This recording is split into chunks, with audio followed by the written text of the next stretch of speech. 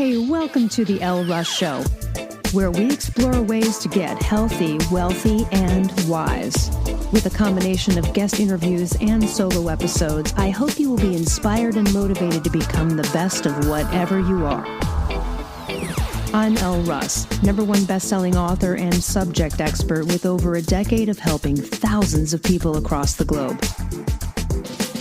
Visit my website, elleruss.com, to learn more about free guides, masterclasses, online courses, and more.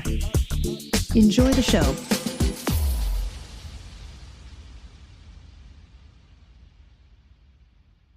Hello, welcome back. All right, I never thought in my life, I never thought I would be doing a podcast where Duran and Wang Chung were the impetus for it, but I am happy they are because I am Gen X. Yes, I was born in 1973. You can do the math.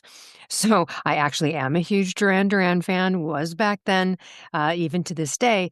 But the intro to this topic is through Wang Chung and Duran. Now, here's the thing. This is about on being right.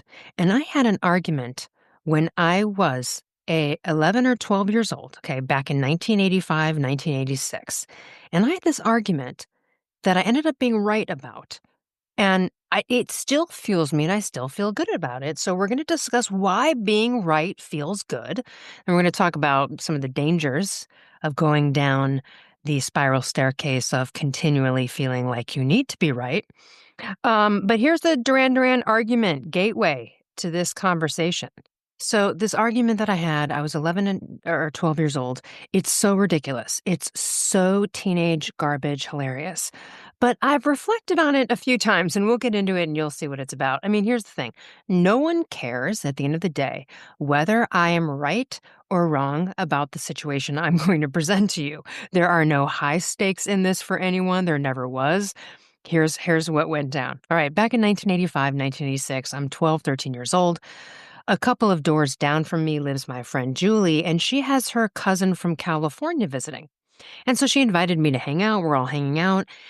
And her cousin Brittany and I get into a blowout, horrible, screaming preteen match. So much so I have to go home. Her parents are like, "You're fucking separated. You guys are just like, we're done with you guys." Okay. So memorable. In fact, I can't even remember a fight this bad as a preteen. I'm not saying I didn't have some fights with some people, but like, I don't even remember anything this horrific. So we were just at each other's throats. We wanted to kill each other. It was really bad. All right, here's what the fight. This is so stupid. I love it. All right, here's what the fight was. She was claiming back in 1985 that the band Wang Chung was going to far exceed Duran's popularity, and that Wang Chung was the next biggest thing. They were better than Duran, and they were the shit, and they were going to rise to the top. Okay, so at the time, I could not handle this, okay? I was a huge Duran fan at the age of 12. In fact, in 4th grade, I went to one of their concerts, okay? So in my room as a kid growing up, my entire wall, and when I say my entire wall, I mean top to bottom, floor to ceiling, I had cut out every single photo imaginable you could find from magazines back in the day. And there were hundreds of them.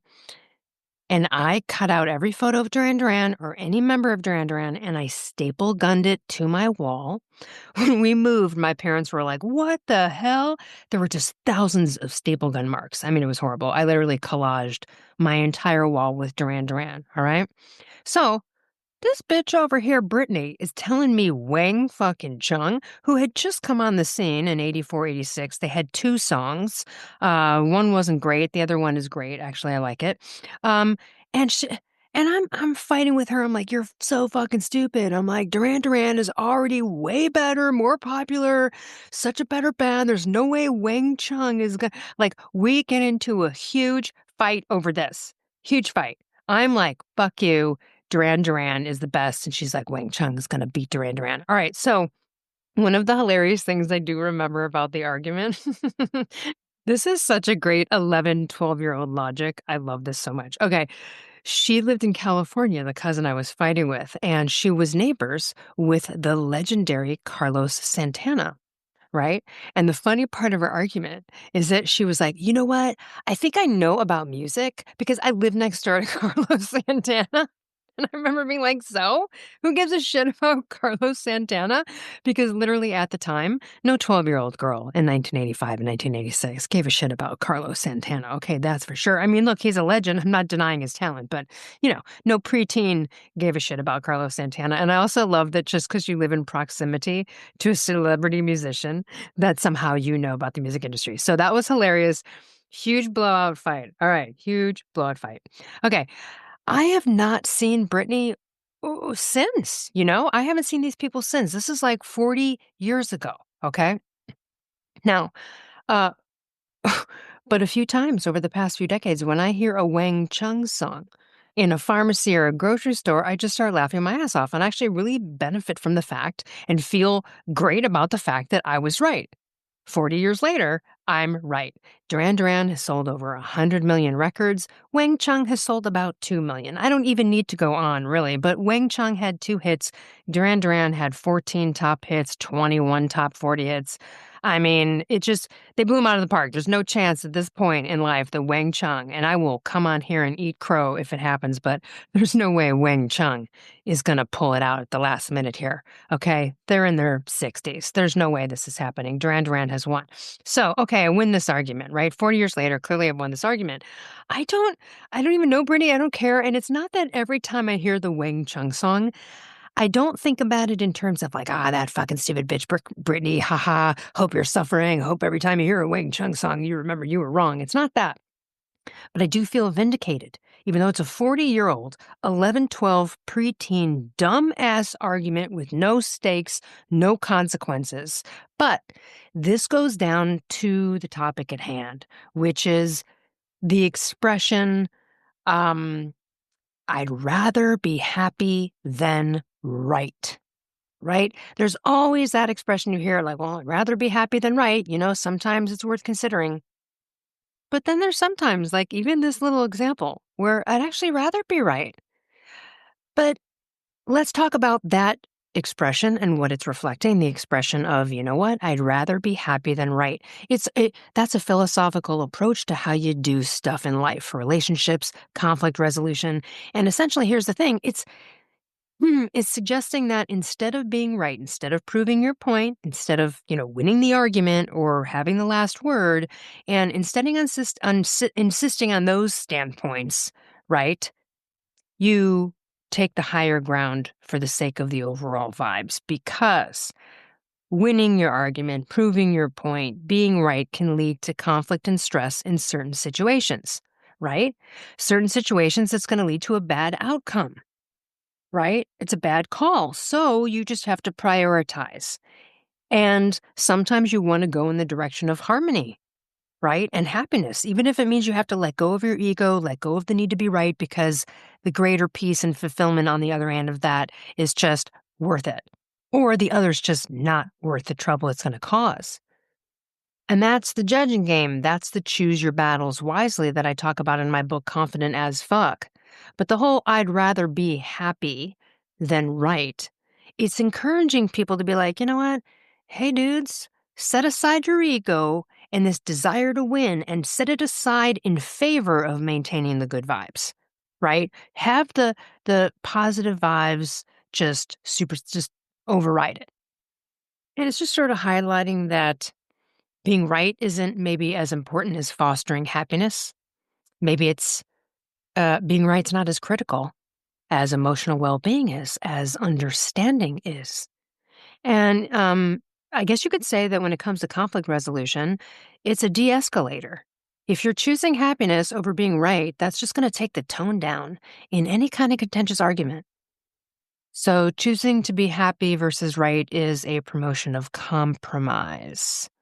So if you're in a heated argument with someone, even if it's about a trivial matter, maybe you're technically correct, but continuing to argue it could hurten the relationship and put a sting in there. So you're choosing to let go of the need to be right, the need to be technically correct, and you're prioritizing the harmony. And this idea is not new. It's not new. It aligns with every principle you found in mindfulness, teachings, inner peace messages. But It's about you're clinging to the external validation, right? Clinging to some external control versus just fostering the better vibes. And it doesn't mean that you should avoid standing up for what's right or that you avoid standing up for yourself and injustice and lapse of ethics and personal boundaries. Always stand up for yourself. But I think it's choosing your battles wisely. It's recognizing when you're letting go serves a greater good and is the better call. But let's talk about being right. Why does it feel so fucking good? Why do I still feel good? Why do I still feel good about the Duran Duran argument? Is it because I was such a huge fan of Duran Duran that I'm just like so happy for them that they did prevail? Because I don't care about Bernie. I don't know what she does. I know nothing about her life, so I have nothing towards her about being right. There's no, ha ha, bitch, you're wrong. I'm not saying I wouldn't adopt that sentiment somewhere else in life, but I really don't have it. It's been 40 fucking years. I don't even know if she's still alive or what her story is, right? But why does it feel so good that when I hear a Wang Chung song, I'm like, aha, I was fucking right. I still feel good about it. Okay. It's definitely ego, obviously. This is useless. This being right gets me nowhere in life, okay? This is not anything that can benefit me. Um, but let's talk about why it feels this way. It feels good because, from an evolutionary standpoint, being right or believing that you're right would bestow survival advantages upon you. If you correctly identified a threat, over there you got some rustling in the bushes, yeah, right, the right sound, recognizing a sound, and being right about that could save your life. So over time, just wired into our brains to seek out and reward correctness. It's rewarding correctness as a way to ensure safety, ensuring your future success, because the thing is if you don't notice that noise or you're like, "Nah, that's nothing," and then the predator eats you, you haven't really succeeded in the ancestral world, have you? Not only have you not succeeded, I'll argue before, you may not have survived, but you didn't thrive. Thriving is the name of the game. But that's why it's wired into our brains. And if you look at it in a social context, being right elevates your status within a group. Okay, so if you're the one who knew where to find the food or had the instincts about this or knew how to solve a problem, then you would be the one gaining respect and influence. And so that stuff's key in survival, right? It's tribal settings. It's like tribal survival and surthrival, I would say. There's a whole dopamine factor there within the reward system. So being right, it triggers our brain's reward system, and then that releases some dopamine. That's a feel-good transmitter. And that chemical just kind of reinforces the behavior, making it pleasurable to be right, motivating us to seek out situations where maybe we can prove our correctness. And that's why, winning an argument or being validated or vindicated, that's why it feels so satisfying. Even if the stakes are low, like my stupid childhood, bet about Duran Duran and Wang Chung, but sometimes it just still feels good to be right about that. It's so funny to me, and it's very lighthearted. I laugh about it every time.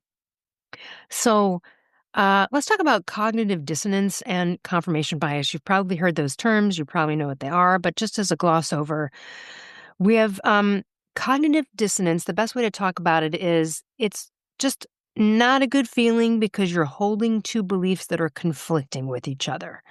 And so being right, that definitive I'm right about anything, a belief or about a thing, being right helps us sort of maintain this consistency, right, of ourselves in the world, right? There's no conflicting beliefs there.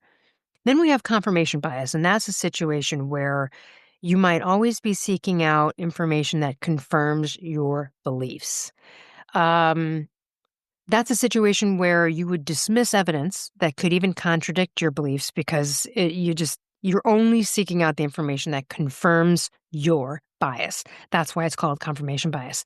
And that in and of itself right there it reinforces the pleasure of being right because it keeps aligning with our worldview. So if you're only looking at the evidence to confirm whatever it is that you believe, and you look at nothing that contradicts it, that's also a dopamine hit. Do you see what I mean?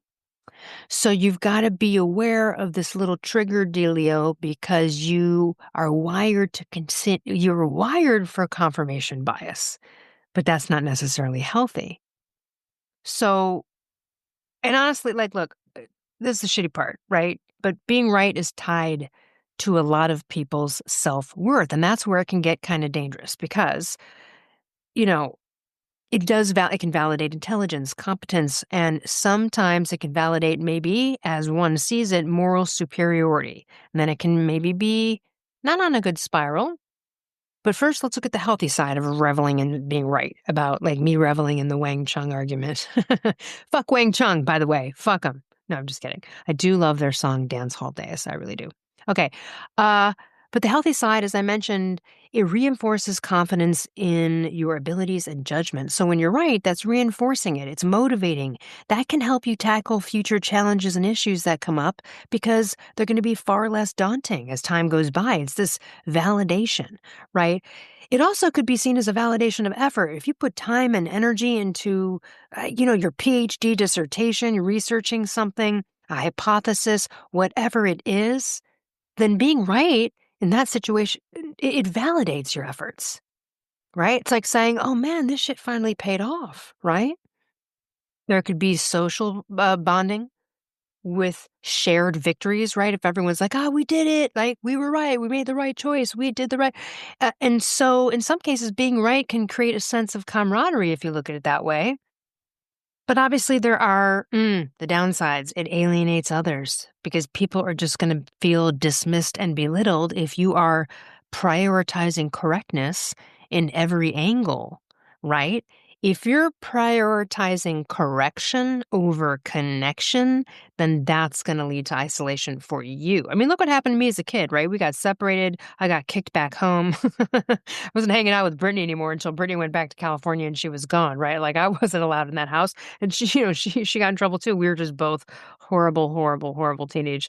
Oh, so funny. Maybe should I try to find her? No, just kidding. But here's the thing. Even if she were standing in front of me today, I wouldn't get the joy from being like, oh, remember, Brittany, we had this argument and you fucking claim Wang Chung and blah, blah, blah. And guess what? 40 years later, I'm right. That to me is not satisfying. I don't care about proving it to her or having her know. I'm just satisfied in being right. Right? So you're going to alienate others and that's why I say in my book, I'm like, sometimes it's just enough to know that you're right and have that satisfaction without having to showcase it. Like it's good enough internally. And when you get confident and you get a lot of self-esteem, just knowing that you're right is enough sometimes. And then sometimes you have to go prove you're right and you're in a debate. And that's life. But constantly feeling like you need to prove yourself to be correct, it's draining. It's draining, and that's why you got to choose your battles wisely. Sometimes it's just not worth it because then it gets into some narcissistic tendencies over time. Fixating on being right. Ugh. There's some obvious detrimental moves there because it's an excessive need for admiration. If you're constantly seeking validation, you're going to have a lack of empathy.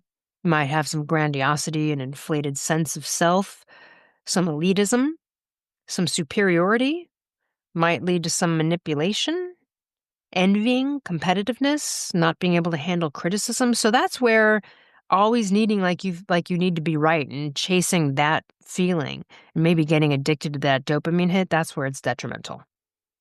And look, no one's right all the time. I'm wrong, you're wrong, wrong, whatever, right? So you can be like, hey, okay. I always ask myself like, okay, is what I'm about to say gonna screw me over? Or is it gonna like favor me? Do you know what I mean? Like what is it worth it? Is it worth it? Choose the battles wisely. Look at areas of your life where you might be trying to tit for tat with people or prove people wrong or waiting to prove people wrong. Like, oh, I can't wait until Sally says some shit and I'm going to call her on it because she's always fucking wrong and inevitably she's going to, right? If you're looking for calling people on their shit or it's happening a lot, you need to take a look at that. Because you don't want to get into a Wang Chung Duran argument as an adult. You really don't, And it's little stuff too. Like it could be like I talk about this sometimes when I talk about I hate watching women emasculate men. I mean, or anyone put anyone down. But it could be like a dude is talking with a bunch of guys at a party, let's say, and they're talking about fishing, and maybe Joe says, "Oh God, yeah, oh I love fishing, so much fun," and then the wife chimes in, over in the corner. She goes, "Oh, please, when's the last time you went fishing?" See what I mean there? See that? "Oh, no, you're wrong. Oh, bullshit. Oh, whatever."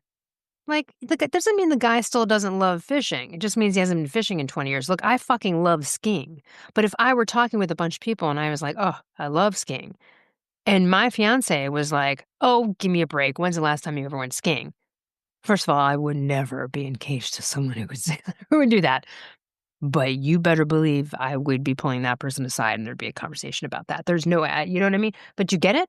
So there's stuff like that too. There's little fucking tit for tats. If that's going on in your life, you need to take evaluation, take some inventory. So while it's healthy and ancestral to be and feel correct and right, it's also an Achilles heel for a lot of people. And we've all gone through it. I mean, as you mature through life, I think you choose your battles wiser than you did when you're younger. When I was younger, I mean, listen, I have a family member, and I talk about this in my second book where, I mean, they've been saying illogical, irrational shit for years. And like, they'll just make a claim, like just say something like, "Well, this is because of this." And it's like so easily provable wrong. Like, it's just, and in the past I would be like, "Well, actually, that's not true." Or, "Where are you getting that information?" Or, "Actually, no, it's," I would disagree. But here's the thing. This is crazy making because you're talking about someone who has proven themselves to be illogical and say illogical things. Why would you try to get into a rational debate with someone who's illogical? There's the lesson. So after a while, I was like, this is a waste of time. All it does is put bad vibes into the air. And I don't really give a shit about this person's opinion about anything in life. Anyway, it doesn't matter. I rarely see them. Like, does that. Who gives a shit? What is this? What's it worth? Is this worth anything? All it would be about would be being right and proving them wrong. So what I eventually got to, and I've talked about this before, is they would say something illogical and ridiculous, and I would just be like, "I never thought about it that way," or, "Oh, that's interesting," or like, "Huh, okay, I see what you're saying there." And then I'd segue out of the fucking conversation. "Oh, hey, by the way, did you just get out? Just get out." So much better. Look, they're never going to get it. So let them think they're right or whatever this. This is no fucking point in sitting there trying to instill logic into a mind that has no place for it. Just hitting yourself up against a brick wall. As my coach used to say back in the day, would you rather go over some speed bumps or would you like to go 60 miles an hour into a fucking brick wall? How many brick walls do you want? And so the being right thing can be a brick wall.